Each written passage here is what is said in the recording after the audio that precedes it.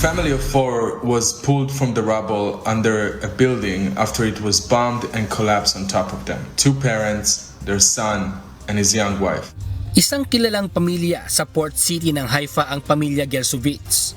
Sa post ni Israel President Isaac Herzog, kinilala nito ang pamilya. Isang retired tech expert ang patriarkang si Vladimir, 73 years old. Isang kilalang voice coach naman ang asawa nito, ang 68-year-old na si Lena Ostrovsky. Ang kanilang nag-iisang anak, ang 42-year-old na si Dmitry ay isang software engineer, habang ang asawa nito na isang Filipina, ang 29-year-old na si Lucille Jane ay isang kindergarten teacher. Tinamaan ng Iranian missile ang kanilang bahay sa Haifa noong linggo, April 5, at ayon sa kwento ni Hen, 3 palapag ng kanilang bahay ang bumagsak. Umabot ng 18 oras ang mga rescue worker bago natagpuan ang kanilang mga labi. The father has been discharged from the hospital the same morning and his son drove him home. They tried to take cover in the stairwell as the elderly parents couldn't get out of the building on time.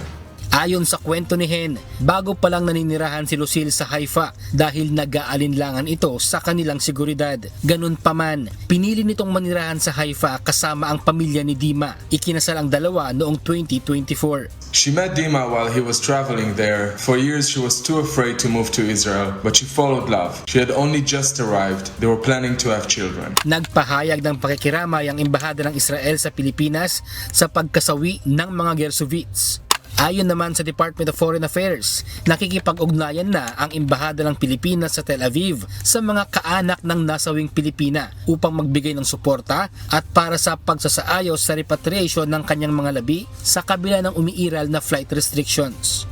Nananawagan naman si Hen sa kanyang mga kababayan sa Israel na huwag manahimik kundi magpahayag ng kanilang saloobin at maiparating sa Israeli government na sila man ay biktima rin. It's a reflection of the insidious but pervasive idea that Israelis are our government. I'm asking you to open your heart to the pain of victims of all identities and backgrounds. I'm asking you to call out dehumanization whoever it is targeting, to refuse to heap more indignity onto those who have just been murdered. Bradley Robuza, UNTV News and Rescue. Diyos ang aming sandigan, serbisyo publiko ang aming pinahahalagahan.